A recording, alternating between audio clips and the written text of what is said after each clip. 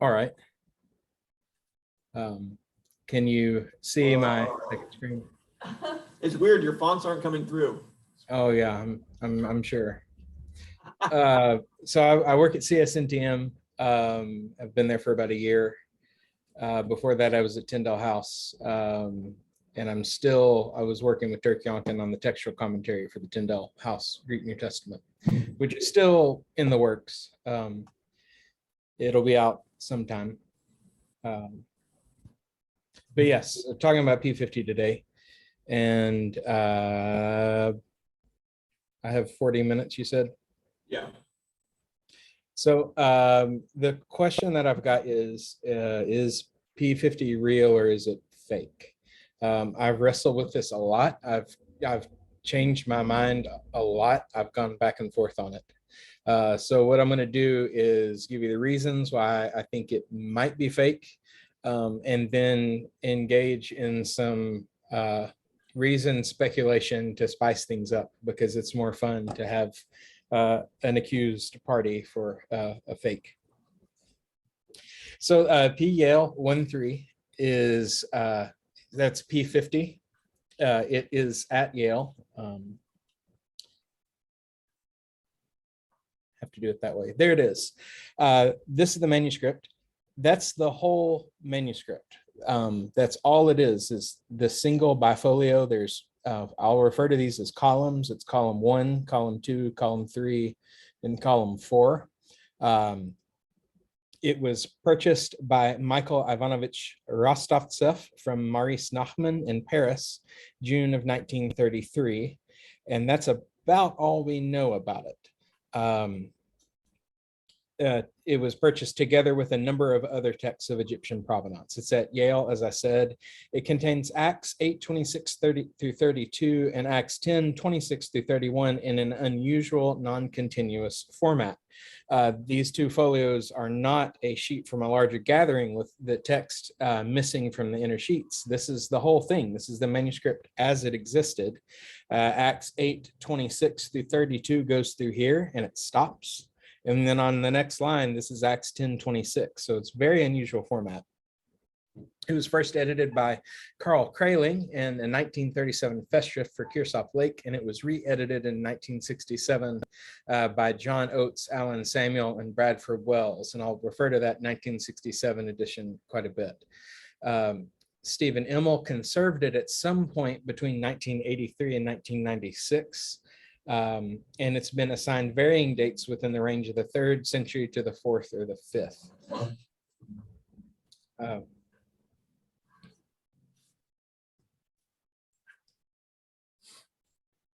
Are you working on something? No, I'm just plugging the computer in. Sorry, keep going. Oh, sorry. Now, there are other fakes in Yale's collection.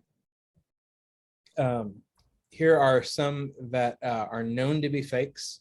I will say that P50 is nothing like these. If P50 is a fake, it is on just a different level of ability. It's unlike any other fake if it is fake. It's exceptionally good. Some of these are just obviously fakes. They're terribly made. This is according to a database checked about a year ago of known fakes in the Yale's collection. The papyrus exhibits a number of anomalies in itself, and so collectively, those anomalies, I think, might question its authenticity.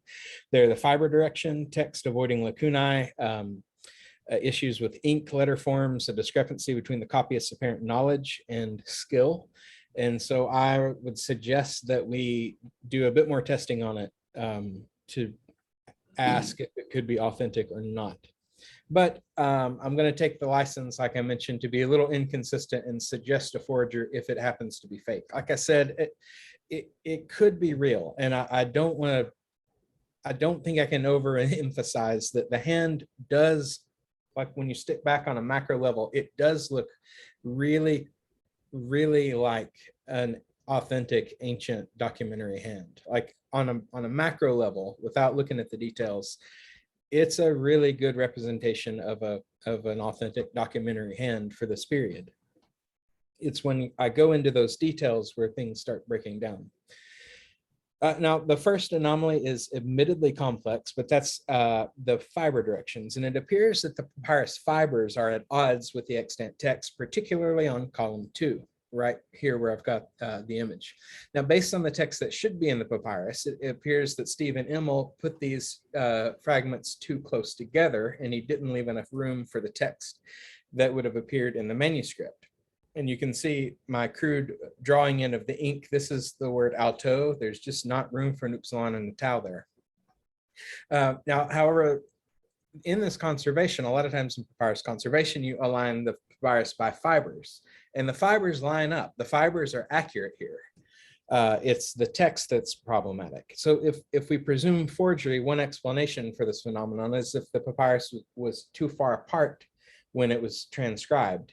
And so a forger, if the holes are already there and the forger is trying to write around the holes as if the holes happened later, these things would have been too far apart, more like this. So when we rotate it out like that and assume that the forger wrote on it when it looked something like this, the text lines up pretty straight. There's room for the letters, and this is a chi, so you do have a slight space before chi's very often.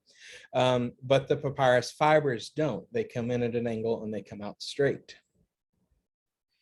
Another issue is text avoiding lacunae.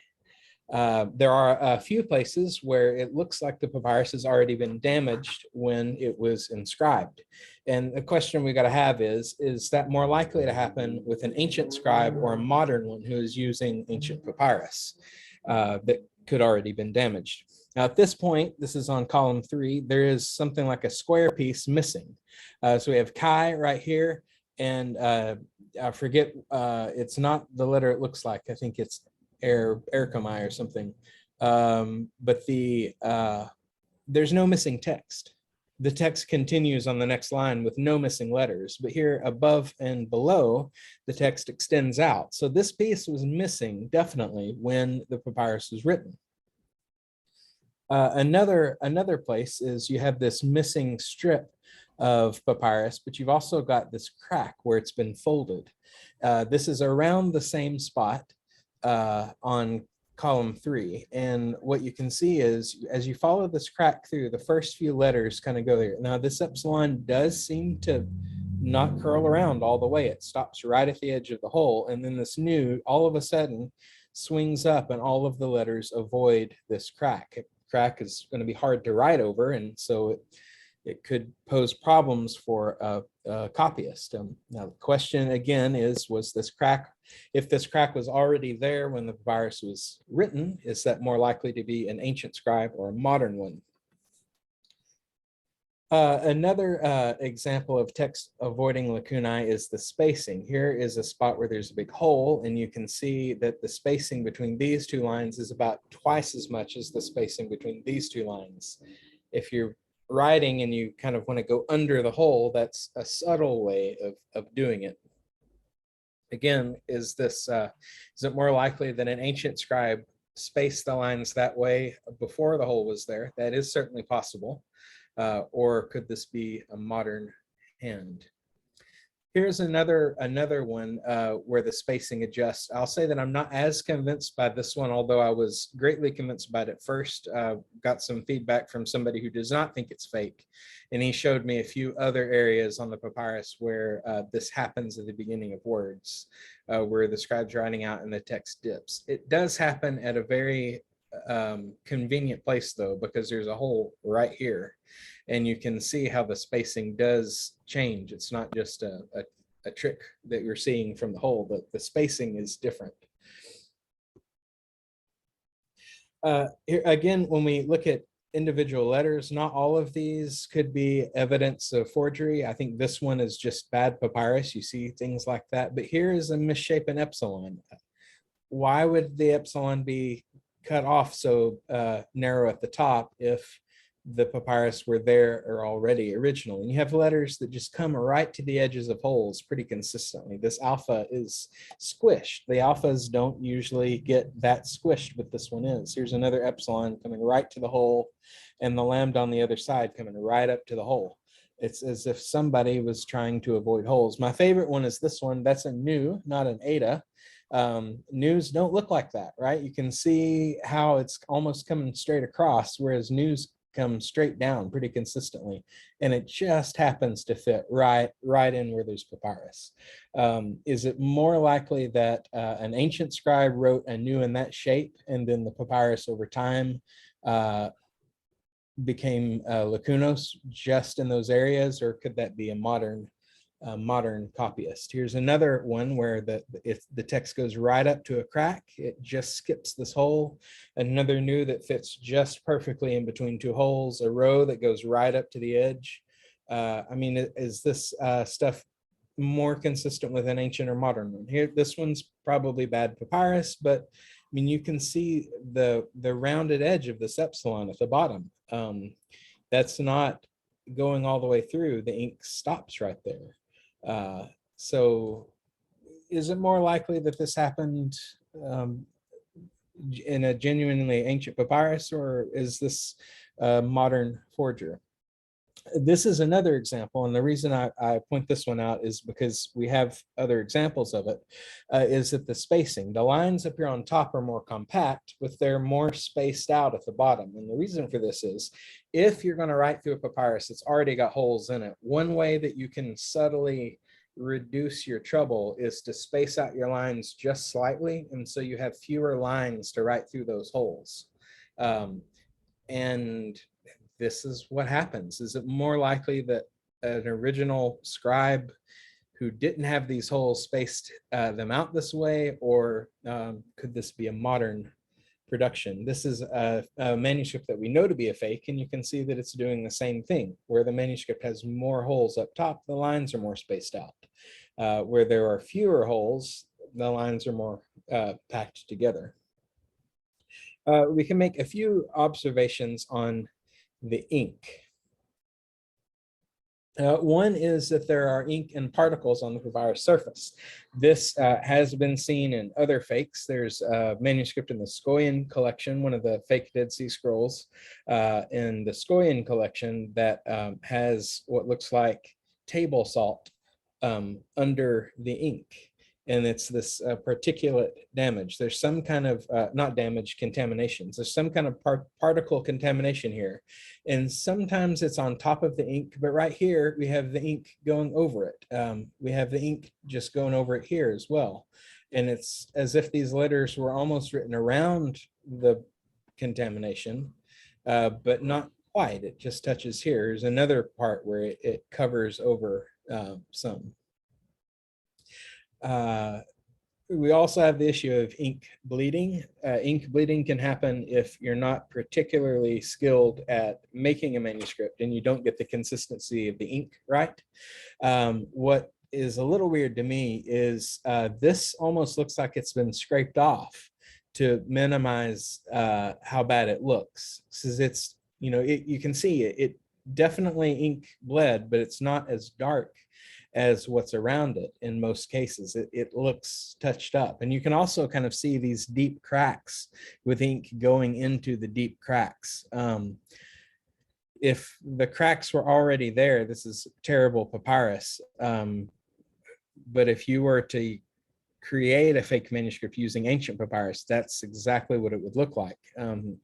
Generally speaking, those deep cracks like that wouldn't be there in a new papyrus. And here you can see where ink has bled and it's not been scraped. It really is dark. So that really makes me wonder about some of these other places where the ink looks like it's been scraped off. Patching or retouching is another thing that's common in forgeries. This is one that Stephen Carlson has written about. He is the one who proved that a manuscript called Archaic Mark was a forgery because he identified the printed edition it was copied from. He's also written on the Secret Gospel of Mark, which many people think is a forgery. He thinks that patching or retouching is also evidence. It could just be evidence of someone who's not a well-practiced scribe, because the idea is, what the letter is supposed to look like, but when you write it out, you don't quite get it, and so you got to go back and fix it.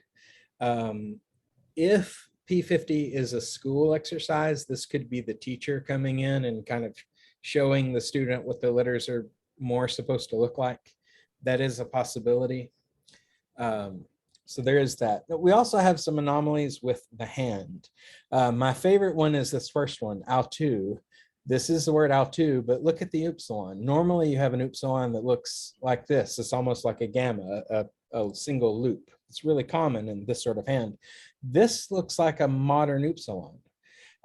I've looked and I don't think I have found a single other example of an upsilon that looks like this in ancient papyrus. Now there is one that's the bowl and it's got a tail on it, and we do see that form elsewhere in this manuscript. So maybe the scribe just forgot to put the tail on the upsilon. It really looks like a modern upsilon though. And it comes at the end of the line. And at the end of the line, you're not concentrating as much. You're thinking about starting at the next line. So it's a really common place for scribal error to happen at the end of a line. Is this a place where a modern scribe's modern handwriting slipped in? It's possible. Another one are these two. These look like modern punctuation, a semicolon marking a question. Now, what's interesting here is in Tischendorf's edition, I just checked Tischendorf because it would have existed when P50 would have to have been forged if it's a forgery. At both of these places, there's a semicolon in the printed text. I want to say the semicolon for a question doesn't show up until a few centuries later than this manuscript is dated.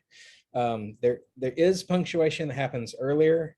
And the punctuation is one of the issues with dating, because the era that the handwriting seems to match is not an era where we would expect a lot of punctuation, nor is the handwriting. So it seems a little suspicious to have things that look like semicolons at places where printed editions have semicolons. Another phi all in one go. It's a bit unusual, but you do see it occasionally in ancient papyrus. This is a great one too. This is half of an omega, but it's the second half. And for the life of me, I can't see any evidence of there being a first half here. This shape just doesn't match that. It's almost like the scribe started to write an omega and then realized that's got to be the second half and just stopped, but didn't fix it. It just looks suspicious to me, right? There's also a discrepancy between the copyist's apparent knowledge and skill. You can see the skill is pretty terrible. It's not a very good hand and not a very clean hand, but the text is surprisingly good. It's a pretty valuable text. There's 14 corrections, and you saw how big the manuscript is. It's like there's not room for that many corrections. The corrections all seem to be by the copyist himself or herself, which tells us that the copyist was someone who was very familiar with what a literary manuscript should look like and should read like, and was thought the text was important, but wasn't really competent to execute that.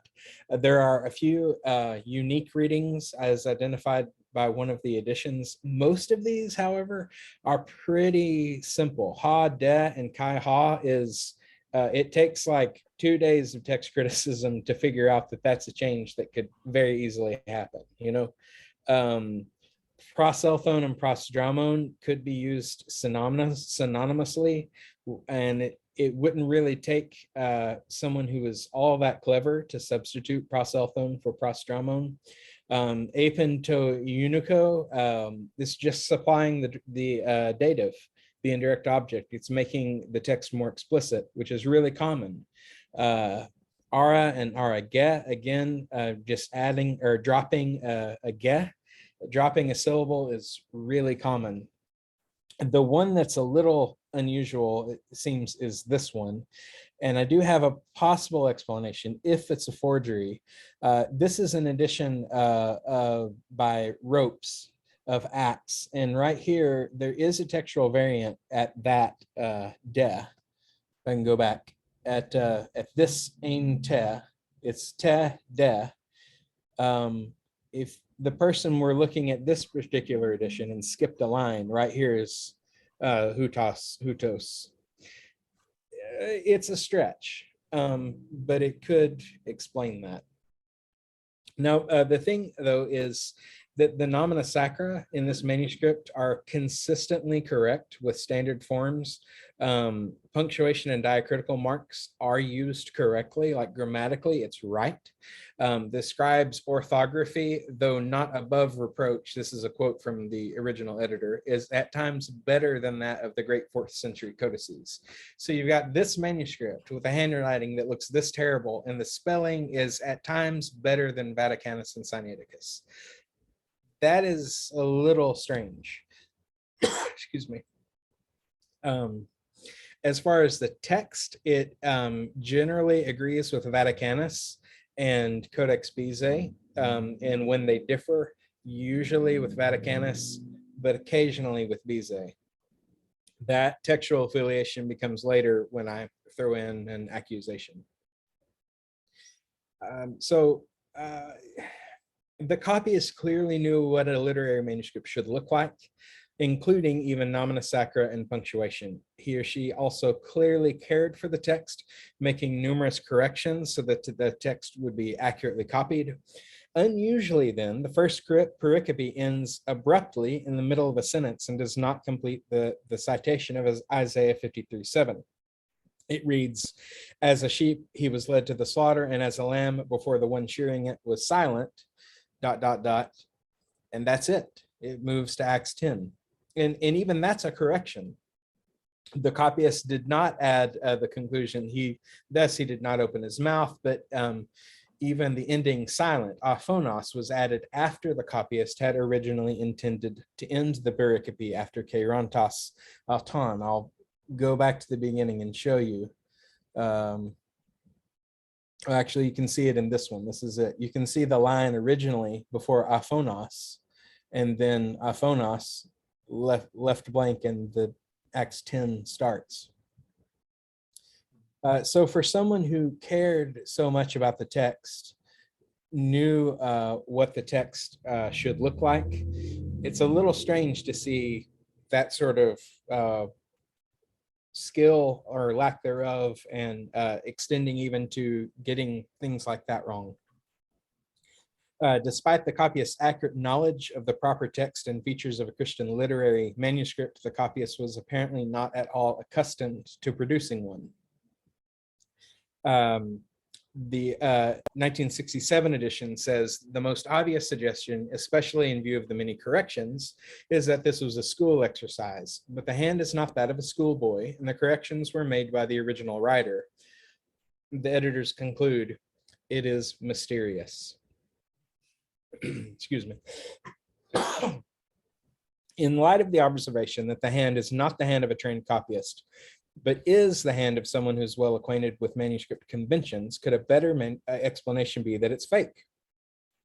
If it were produced by someone who knew manuscripts well, that could explain why the nomina sacra and punctuation are completely regular. The text does not contain any particularly interesting readings, and why the copyist was a zealous corrector who aimed to get the text correct. But it could also explain why the handwriting is not that of a skilled copyist, and why so many corrections were needed. A skilled textual scholar, well acquainted with manuscripts, might be able to replicate the right kind of handwriting, but not without difficulty. The text of P50, however, in light of its difficulties, is precisely what we might expect from such a forger. So as a little interlude here, I'll say it might be a modern fake, and I've tried to argue that from anomalies in the papyrus itself. I want to say again, if you step back on a macro level, the hand really does look like a documentary hand from that era. It really does. So if it's a fake, it is an exceptionally good fake, especially for something done in the 1930s. It would take an absolutely brilliant person to have pulled this off. So to spice things up a little bit, I'm going to suggest just such a brilliant person who may have done it. At any rate, it's easier to get knowledge going by disproving an existing theory than by coming up with a new one from scratch. So if somebody wants to disprove me, I'm going to set them up to be able to do that.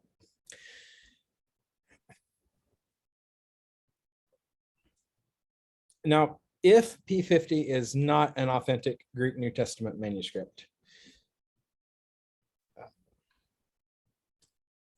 Just checking to make sure I'm not giving away my secrets with the next slide. If it's not an authentic Greek New Testament manuscript, it would not be the first one to be included in the Krutzke-Fasta.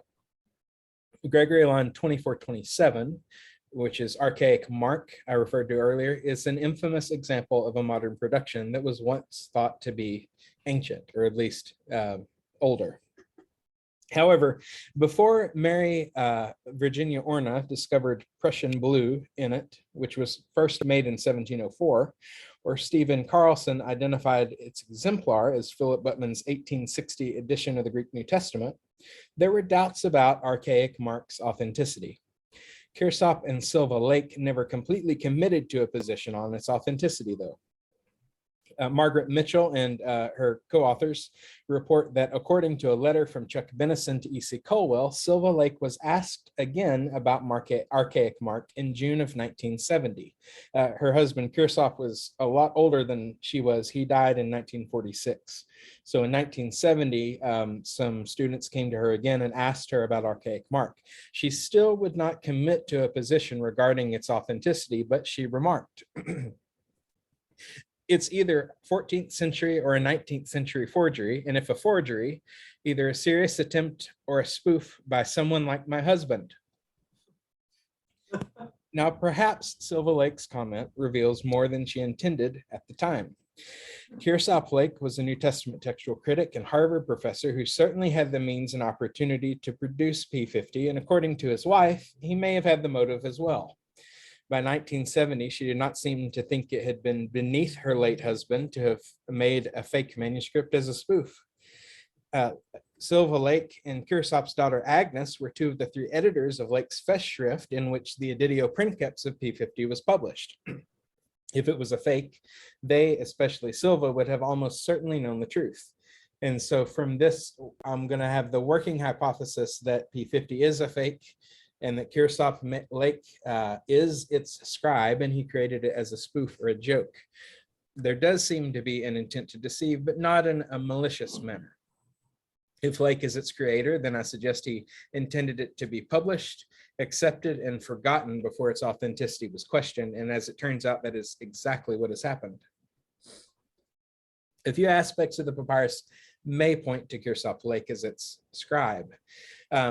First, I mentioned it was published in his Festschrift. Now, publishing a fake manuscript in a book written in someone's honor might not be a great way to honor them unless the person made it as a fake and you publish it to be serious. That's a pretty good way to honor the person. Second, this is a manuscript of Acts that came onto the scene as the final volumes of Lake's 5-volume work on Acts with F.J. Folks Jackson were being published. It's a big series. It's about that wide on the shelf. It's called Beginnings of Christianity. Lake and Folks Jackson were the two editors. This is a major work on Acts, and the last volumes were being published around the time P50 shows up. By this time in his life, Lake had invested heavily in the Acts of the Apostles. So the text is very fitting for him. As I mentioned above, Lake wrote in the preface to the translation and commentary volume in that 5-volume work that he thought the original text of Acts was more like Vaticanus than Codex Bezae, but occasionally Codex Bezae preserved original readings against Codex Vaticanus. And if you'll remember, that general position on the original text of Acts describes precisely the textual affiliation of P50. Now, finally, there's one textual anomaly that might point to Lake, but it's subtle and highly speculative. I admit that. The hand is uneven, but there seems to be too much text required to fit on the first line. This is the first line of it. We can tell from the rest of the manuscript that this was the first line of the work. There is no more to it. There wasn't a page before this, so this is the first line. But the EC imprints, Angelos de Curiou elaleisen pros Philippon. So Angelos de Curiou. I've got Pneuma de Curiou here. And the reason is there's just not room right here for Angelos. By the way, these letters were taken from elsewhere in the manuscript, mainly from this page, because this page seems to be the most consistent. handwriting fatigue set in and the letters get really sloppy towards the end, but that's also what we see in a lot of letters from back then. Now, the text at the end of this column survives. You can see bits of it there, but not the beginning. Kraling considered the possibility that there were that many letters on the line, but he said the word angel must have been abbreviated given constraints of space. There's simply not enough room for the word angelos here. But we know the word angelos had to go there because we know that's where the text started. There's another explanation for an abnormal line length. Volume 4 of the 5-volume work is a commentary on Acts by Lake and Henry Cadbury. And Lake acted as the final editor of the whole, is how the book describes itself.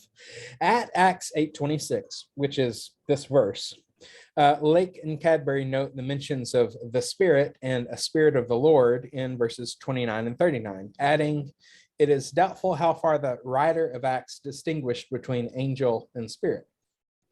Lake had already made a similar statement as early as 1915. He referred in an article to the apparent exchange of usage between spirit and angel of the Lord in the story of Philip.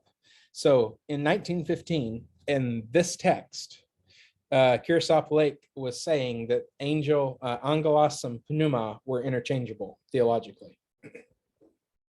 So if we put pneuma as a nomen sacrum here, the line length fits perfectly. For someone, as I mentioned elsewhere, the nomina sacra are perfectly executed. Angelos is not a normal nomen sacrum. It would be incredibly strange for someone who got everything else right to have such an unusual nomen sacrum for the first word, but pneuma fits, and it fits really well. As I mentioned earlier, there seems to be a discrepancy between the knowledge of the copyist of P50 and his or her skill. It was clearly written by someone who knew normal manuscript conventions well, but was not a well-practiced copyist. Kearsarge Lake, as its copyist, would explain that discrepancy. He was certainly familiar not only with manuscripts, but also with various readings and what to expect regarding scribal error.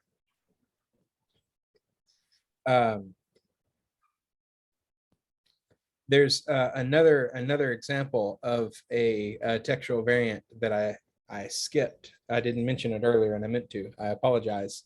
There's one place where the editors describe this, and it's a correction, and it's a correction where there happens to be a difference between Codex Vaticanus and Codex Bezae. What's unusual about it, though, is that it looks like it's in column 3, line 17. It looks like the writer planned to write amain tain enatain with most of the manuscripts, and this is what Codex Bezae has. And instead, it's corrected to nestuon, which is the Codex Bezae reading. The editors in 1967 wrote, "It's possible to suspect that he was familiar with the other text and failed for a moment to note the divergence of his archetype." So like it's as if the scribe knew of a specific textual variant and forgot that his text had one and had to correct it to the one he wanted to put there. Lake is absolutely someone who would have known that. And in 1926, those two readings were available on facing pages in Rope's edition. So if we get back to Lake, he certainly had the skill or had the knowledge to pull this off. Now, if it is fake, it is a brilliant fake. It really is a brilliant fake. On stepping back again, this hand really does look like a documentary hand. One useful thought experiment is to step back and think about what kind of fake you would want to create if you wanted to create a spoof in the 20s or 30s that had the potential to go undetected. And what you might do, ideally, you would want something pretty small, because the bigger the manuscript, the more chances you have to mess up and be exposed. P50 is pretty small. There's not a lot of text there. You should have something format-wise that's unusual enough that it can't easily be compared with anything else, but at the same time not so unusual that it would draw too much attention to itself. Again, P50 fits the bill, 2 excerpts from Acts on a single bifolio. The text can't be too unusual, but it also can't be too clean. It should contain enough variants and copyist errors to make it look like a real manuscript. That's one of the things that gave away Secret Mark. Secret Mark had no mistakes whatsoever, not even spelling issues, which is completely suspicious. At the same time, the text shouldn't be too interesting so as to draw unwanted attention. It's not mentioning anything like Jesus having a wife, right? The date of the manuscript should not be so early that it attracts additional research. Nobody's claiming that this is from the 1st century. So in short, if one wanted to create a fake manuscript that had a good chance of not being exposed, P50 is exactly the sort of manuscript you would make. It's the sort of papyrus that might be cited for only a few variants, but it's not in itself enough to change anyone's opinion on the text at those places. It's the sort of manuscript that could sneak into a critical apparatus and be forgotten. It would take an exceptional mind to conceive of the perfect fake, but Kearsarge Lake may have been just that exceptional person. He lived at the right time and he fits the bill for the person required for the task, and his wife did not seem to think that such an endeavor was beneath him. He had the means. As for motive, he had the motive, it seems. According to his wife, it wasn't beneath him to make a fake manuscript as a spoof. With regard to opportunity, a terminus antiquum can be set at June 1933 when the papyrus was purchased in Paris. So it had to have been made before that. Now, Lake's time spent in and around Egypt is well documented. In addition to his work at St. Catherine's Monastery, Lake places himself in Cairo, both in 1927 and again in early February 1930.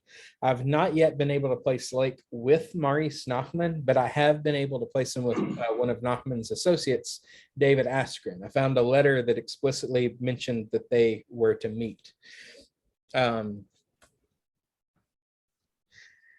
So in conclusion, this papyrus has anomalies. Perhaps it has enough anomalies to justify a closer multidisciplinary look. Microscopic analysis, especially of the areas around the holes in the papyrus, might be able to shed additional light on whether the damage where text is missing occurred before or after the papyrus was written on. And I've been trying to see it. Yale is closed to outsiders and has been for a while. I've not been able to get in. If radiocarbon dating is an option, a discrepancy between the paleographic date and the radiocarbon date could raise questions. That's what happened with the Jesus wife papyrus. They dated it early and found out the papyrus was a few centuries later. So there could be, if it's fake, there could be more work to be done. Again, it could be genuine. The hand really does look like a documentary hand, but the manuscript has several anomalies. It may be a genuine but genuinely bad papyrus manuscript of the Greek New Testament, but in light of its anomalies, might it be a Kearsarge fake? At least you have better fonts on the last slide. I'm sorry? At least you have better fonts on the last slide. Yeah, I only did it at the beginning to mess with you. Can we? Is that the end? That's the end. Oh, that's the end. Okay. Yeah. Is that? Never mind. I'm not gonna ask. Questions? I have questions, but Can we talk through the motive again? He just wanted to make us speak. I think so. I mean, the more I read about Lake, I just think it was a joke to him. He just, for whatever reason, he just thought it was kind of funny. I think so. He seems to be to have gotten pretty disillusioned with Christianity, but he was a professor of Christianity, and I'm sure that had a lot of issues in those days, especially. And so I get the impression that he kind of thought it was a joke, if it was him. I was really interested that in the collection, especially at Yale, they have many documents that they know are forgeries. I guess what would lead them to keep those in the collection? And then are there actually, or is there any value to forgeries? Yeah, that's a great question. And I would say, yes, they're absolutely valuable. I mean, if this one's a forgery, and especially if it's made by Lake, to me, it makes it so much more interesting than it is as a P50. P50 is like, it's just another little fragment, and there's not enough there to really get a good handle on it. It's not enough to change the text anywhere. But if you've got someone creating it, that brings a whole new set of questions. I mean, for one, they paid money for them. There may be some legal reason why they can't get rid of them, right? And they're not that many. I mean, there are fakes in a lot of papyrus collections. There's a database of them, but there's a lot more real manuscripts. So it's kind of like somebody slips one in, maybe to get a few more dollars. I don't know. Why they're useful though, I mean, I used at least one in the written form. I have a second manuscript, images of a second one, where one of the ways we can identify fakes is by looking at other fakes to see what sort of mistakes get made. And the more examples we have of that, the better. So they can tell you things like that. I mean, and there's another category of fake as well, in which there were, I think about 100 years ago, there was a small group of scholars, con artists, I'm not sure, but they got their hands on some genuine Greek New Testament manuscripts, and they drew icons in them and then sold them for more money because illuminated manuscripts are worth more. And they got caught. Or one reason was because the pattern of wear. So the more layers of paint you have, the thicker it is there, and the more it's going to rub against the facing pages. And so over time, what tends to happen is faces, because they're so detailed, start to rub off, and they may rub off first.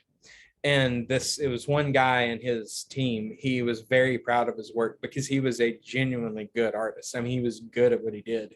And so he even rubbed off bits to age them, but he left the faces because that's the hardest part. And he was kind of proud of it.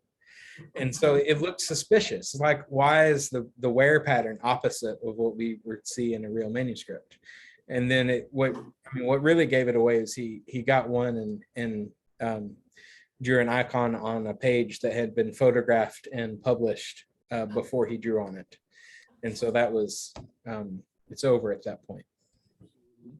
But I mean, so you wouldn't want to get rid of those because there is still genuinely good, real stuff in it. It's the fake has been added to it, not, they're still real there. So that's another reason why you wouldn't want to get rid of stuff. What, I guess I'm trying to figure out, at least for me, I would want to know if it was a fake or not. Why would Yale prevent further study on? Oh, right now it's coronavirus restrictions. Oh, yeah. So they're not like keeping me from it at all, other than just they have a blanket policy. You have to be a Yale student or faculty to be able to use their library. I've written to him a couple of times. I've even written to the guy in charge of this manuscript, and he's done stuff with fakes. And like, there's a video of like, he loves fakes because they can be really interesting and they can tell you about who made them. He seemed to be the kind of person who would be very much for this. And he said, I can't, it's a school, it's an institution-wide policy. And I don't have the authority to grant exceptions to that. All right, so I got some questions. First of all, on your font choice, why? But second of all, so a couple things strike me on the break. It breaks it off phonos, right? Right. Verse 32, which is the middle of the sentence, but at least is the end of a clause, right? Right. What's the normal explanation for why we jump from Acts 8 to Acts 10? Is it that it's a writing exercise? It could be that. I think one scholar wrote that it was possibly something like sermon notes or like a reminder to preach from these passages. So you don't have to have the whole passage, but just enough to kind of get you going. And then is there any good explanation for that if it is a forgery? I'm thinking a forger would seem more likely to just copy straight text rather than do something that looks weird. Well, if you copy straight text, then it's a continuous text manuscript, and we have a lot of those. Right. Which is, for me, a reason why I think maybe not continuous text. Because if it's just normal, then you can compare it to other normal manuscripts. But if it's a little unusual like this, maybe there was some reason for picking these passages. Yeah. I didn't want to get into that too much. I would rather know who did it rather than speculate and then try to kind of line up stuff. Sure. So it was, yeah. And then there are a lot of holes, lacunae in the manuscript that do have ink underneath them, right? What do you mean ink underneath them? Well, sorry, I mean where it's clear the scribe has not written around the hole. Right? There are lots of examples of that. Yeah, so my question is the scribe writing through the holes? Because if it's genuine, the holes wouldn't have been there at first. Right. And the holes come later. So one of the things that I want to see in person is to look with a microscope at those places to see, is the ink going around down into that, or is it stopping at the edge? Is it a genuine break? And there were a couple of places where like the papyrus texture is pretty 3D, really. You can see that from the images. The ink is seeped down in those, but there is at least one place where the ink, it looks like the crack happened later. So I would expect that crack happening later to be everywhere, and it's not everywhere. It's kind of the exception to the rule. But that's what I would want to see is, if it's a fake, somebody took care to make it look like he or she was writing through the holes, but that leaves behind its own trail of evidence. So the other thing that strikes me is that we have a bifoliant here. So looks like this wants to be a codex, but the contents are a bit weird because we jump from Acts 8 to 10. What's really weird though is the margin on the inside. You have what clearly looks like a fold in the middle of the manuscript, right? Oh, yeah. And you have writing like right up to that. Yeah, and you have where the ink was wet, it bleeds through across on both sides. So if I zoom in, it's not going to let me zoom in, is it?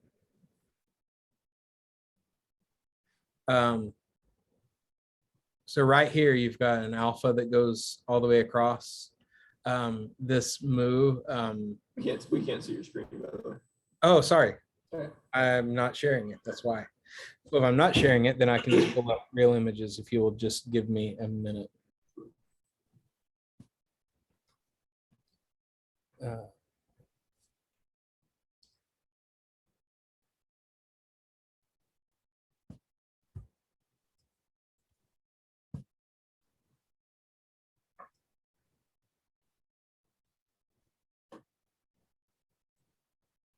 Can you see it now? Yep. All right. Yeah, so right here you've got the alpha that goes all the way across. Yeah. Right. This eta is showing up over here. The ink was still wet when it was closed. Yeah. Ink is also remarkably dark. Does it seem surprisingly dark to you, or does that seem fine to you? Yes, that may have been the first thing that made me look closer, because it is so dark. It looks at times new, but it gets so thin. So thin, right? It had to have been fairly runny. And it seems to get thin. Can you zoom out again? It seems like it gets thin pretty quickly. Yes, it does. And that could be someone who's not experienced in making ink and just hasn't done a good job. But here's another, like you can see, it comes right up to that crack, and it's as if the crack stops the ink. That makes me uncomfortable, and that happens again and again. It's these cracks. You can see these happened after the ink. They're gone, but other ones, they don't. It's like the cracks were already there. What's going on with that new? This one? Yeah, that one. Correction, maybe? And then, well, what's underneath it? Is that from, does that bleed through? I forget what it is. L2 maybe it's upsilon. I don't know. How would if Lake did this, how would he have purchased papyri? And then Yeah, you can get blank papyrus in Egypt. I think you can still get it to this day, maybe not legally, but in his day, it would have been more than easy for him to have acquired it. but then He he would spent have- time in Egypt. he would have cracked it and somehow made it look old. Or it could have, it could have already been like, you can get old papyrus that hasn't been written on. There people dig that stuff up. So it's possible that he found it already if he made it. Like here's a strand that's gone kind of weird, but it was kind of weird before it was written. So I don't, I mean, that margin is like, this is not a normal codex with that. no. skinny Well, margin. The other side, the other side is even, the ink is even more into the margin on the other side. right. Or maybe it's down below that I'm looking at, I guess. Further Yeah. down in the middle. All right, well, we don't want to keep you guys have any more questions.